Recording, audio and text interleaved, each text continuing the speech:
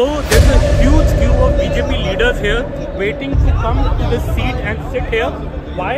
Because this is a digital thing, and when the person sits here, across that place is the Prime Minister is sitting. ನಮಸ್ಕಾರ, ನಾನು ನಿಮ್ಮ DM Gowda. ಅಂಧ ಭಕ್ತರ fake photo ಫಜೀತಿ. 94 ಸೆಕೆಂಡ್ಗಳ ಒಂದು video ಮೋದಿಯ ಅಸಲಿಯತ್ತನ್ನು ಅನಾವರಣಗೊಳಿಸಿದ. ಭಕ್ತಾದಿಗಳಿಗೆ ಮೋದಿ ಸಿಗದಿದ್ದರೆ ಹೇಗೆ? ಅಂಧ ಭಕ್ತರೇ ಇನ್ನು ದೇವರು ಸಿಗ್ತಾನ. 94 ಸೆಕೆಂಡ್ಗಳ ಒಂದು ವಿಡಿಯೋ ಸಾಮಾಜಿಕ ಮಾಧ್ಯಮದಲ್ಲಿ ವೈರಲ್ ಆಗ್ತಾ ಇದೆ. ಅಷ್ಟಕ್ಕೂ ಆ ವಿಡಿಯೋದಲ್ಲಿರುವ ಅಸಲಿಯತ್ತಾದ್ರೂ ಏನು? ದೆಹಲಿಯಲ್ಲಿ ಇತ್ತೀಚೆಗೆ ನಡೆದ ಬಿಜೆಪಿ ರಾಷ್ಟ್ರೀಯ ಸಮಾವೇಶದಲ್ಲಿ ಮೋದಿಯ ಅಂಧ ಭಕ್ತರ ಪ್ರದರ್ಶನ ಅನಾವರಣವಾಗಿದೆ. ಸಾಲುಗಟ್ಟಿ ನಿಂತು ಫೇಕ್ ಫೋಟೋಶಾಪ್ಗೆ ಬಿಜೆಪಿ ನಾಯಕರು ಫೋಸು ಕೊಟ್ಟಿದ್ದಾರೆ. ಆ ವಿಡಿಯೋ ಇದೀಗ ಅಪಹಾಸ್ಯಕ್ಕೀಡಾಗಿದೆ.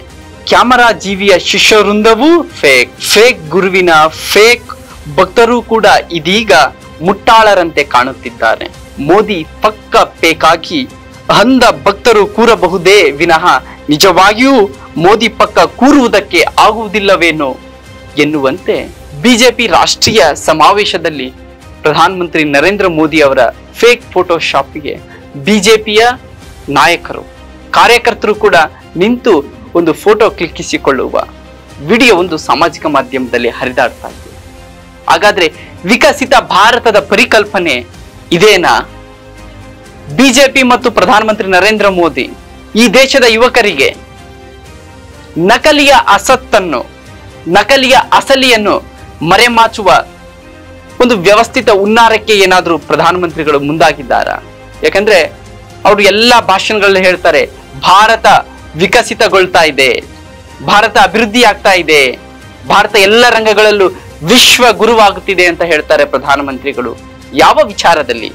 ರಾಷ್ಟ್ರ ರಾಜಧಾನಿಯ ಗಡಿಯಲ್ಲಿಯೇ ರೈತರ ಬಹುದೊಡ್ಡ ಹೋರಾಟ ನಡೆಯುತ್ತಿದ್ದರೂ ಕೂಡ ಅತ್ತ ಕಿವಿಗೊಡದ ಪ್ರಧಾನಮಂತ್ರಿಗಳು ಇತ್ತ ಭಕ್ತರಿಗೆ ಅಥವಾ ಬಿಜೆಪಿಯ ಕಾರ್ಯಕರ್ತರಿಗೆ ಸಿಗದೆ ಈ ರೀತಿಯ ಫೇಕ್ ಫೋಟೋಶಾಪ್ ಮಾಡುವ ಮೂಲಕ ಇಷ್ಟಕ್ಕೆ ನೀವು ಸೀಮಿತ, ಸಮಾಧಾನ ಪಟ್ಟುಕೊಳ್ಳಿ ಅನ್ನುವ ಸಂದೇಶ ಏನಾದ್ರೂ ಪ್ರಧಾನಮಂತ್ರಿಗಳು ನೀಡ್ತಾ ಇದ್ದಾರಾ?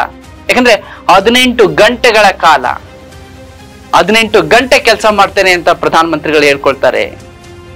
ಅವರ ಕೆಲಸದ ಅಸಲಿಯತ್ತೆ ಆದ್ರೂ ಏನು? ನೊಂದವರ ಪರ, ಬಡವರ ಪರ, ರೈತರ ಪರ, ಧ್ವನಿ ಇಲ್ಲದವರ ಪರ ಏನಾದ್ರೂ 18 ಗಂಟೆಗಳ ಕಾಲ ಕೆಲಸ ಮಾಡ್ತಾ ಇದ್ದಾರಾ? ಈ ದೇಶದ GDPಯನ್ನು ಮೇಲೆತ್ತಲಿಕ್ಕೆ ಅವರು ಕೆಲಸ ಮಾಡ್ತಾ ಇದ್ದಾರಾ? ಪೆಟ್ರೋಲ್, ಗ್ಯಾಸ್, ಡೀಸೆಲ್ ಏನಾಗ್ತಾ ಇದೆ?